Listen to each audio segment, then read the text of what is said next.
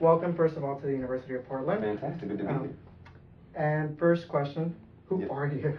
Who am I? I am many people. I am John Goode. I am Jean Bien. I am Juan Bueno. I am Ion Ban. I am Jonathan Tove. Now, I know about Juan Bueno because I've been looking at your interviews on YouTube and watching it. It was very interesting trying to figure out, is that John Goode talking to himself? It is. First of all, is he crazy? or is this actually like a twin brother? I'm crazy like a fox. It's a strange kind of genius. Rarely seen. It's like Pinky in the Brain. One of the things that I really wanted to know, though, trying to find more about you, was how did you get into this whole spoken word business? I started at a small cafe in Atlanta, Georgia. It's called the Yin Yang Cafe. I was actually dragged there by a friend who I told I had no interest in hearing any poetry at all. And she forced me to go, and it was the most incredible night of art that I'd ever experienced. And I decided that night I was going to try to write something for the stage. And I went home, sat there for a couple of weeks and really worked on something and wrote a poem and presented it, and it went well.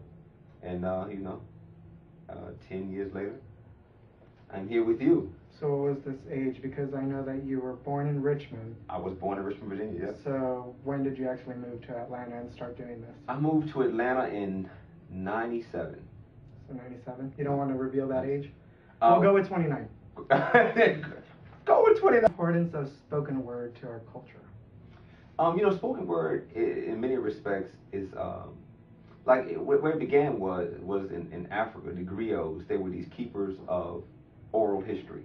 And so they would pass down orally the stories of the entire tribe.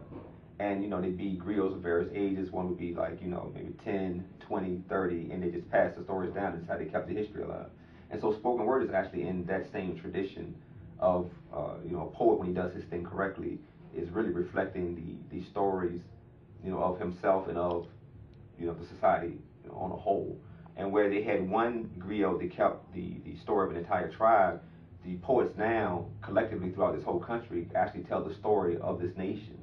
So we are collectively, continuing the tradition of what a griot has classically been. Right. And I wanted to play like a quick little game. Let's okay. see. I'm with games. I want to figure out what's the first thought that comes into mind for each of the following. Okay. So you were talking about our Portland rain. First thoughts. First thoughts about Portland rain. It's wet and it's gloomy, and I'm sure that it's good for growing things, but it could make you self-harm. How about current music versus old school? Current music versus old school. Current music is very actually driven towards money and instant gratification, where old school music had more of a message, and I think people were speaking more really from the heart and what they wanted to say, and not what their record label told them to say. And a similar question, but let's do it movie-wise. Movie-wise, actually old school movies and new school movies are very much the same, because all the new movies are really remakes of just the old movies. Except now we have all these different CGI animations, things, right? 3D. Although there's some good ones. I don't know if you saw Beautiful with Javier Bardem, any of these movies. No. There's some very good films out there. You gotta hunt for them though. All right. How about current situations, like overall of the world? Of the world, I think you're seeing right now in a time of social upheaval, especially in the Middle East. I think that people have really gotten to a point, which it seems like every so often the cycle, will emerge, where people really seek their own independence and freedom. And so the Middle East is it's a powder keg. Really, it's a domino effect. The things happen in Egypt, and then the next thing you know, it's happening in Bahrain, and it's happening in Libya. And it's like one group sees one group, break their shackles of oppression and demand their, civil rights and freedom, and they say, well, why not us?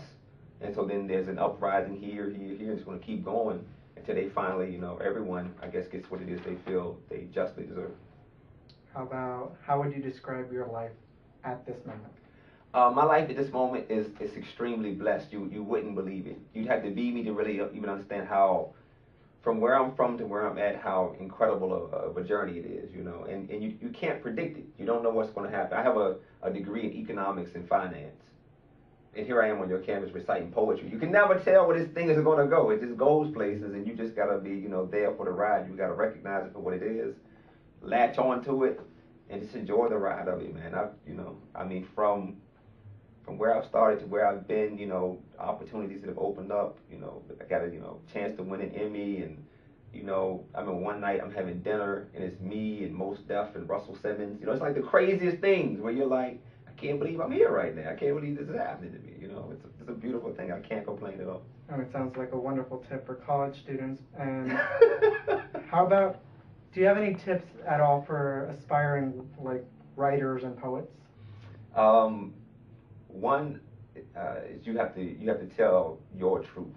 You have to be very, very honest with yourself and very, very honest in your writing. Two, it depends on how you approach it. I know some people, especially poets, they have day jobs, and then they start writing poetry, and they say, forget it, I'm gonna quit this day job and just be a poet. I wouldn't recommend that. I wouldn't recommend that you do that. You'll find yourself eating a lot of ramen noodles and beanie weenies. You don't want to do that to yourself.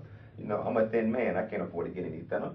You got to really work on it and build up the craft and the business side of it to the point where you can sustain yourself before you just bungee and quit your job and then find yourself, somewhere in an unemployment food stamp land trying to figure it all out.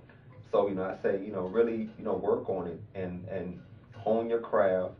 And once you get to a point where you can actually sustain yourself with your art, then you step out on your own. But don't jump too soon. If you're not ready to fly, you'll crash the ground. After tonight, how can our students and anyone else in general try to keep contact and try to follow you? I'm on Facebook.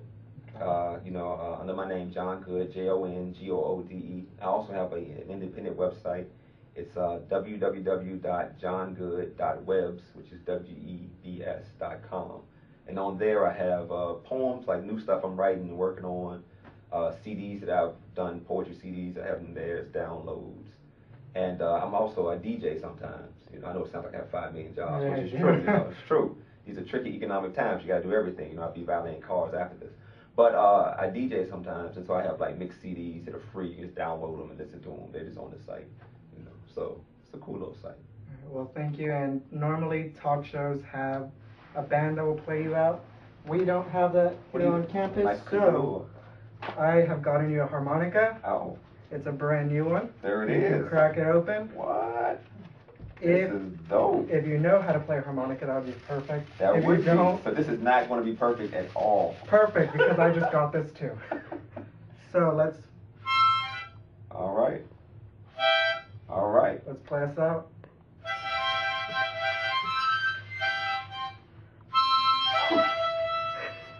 Now, what other interviewer will give you a harmonica? You know what? This has never happened to me in my life. I'm going to treasure this.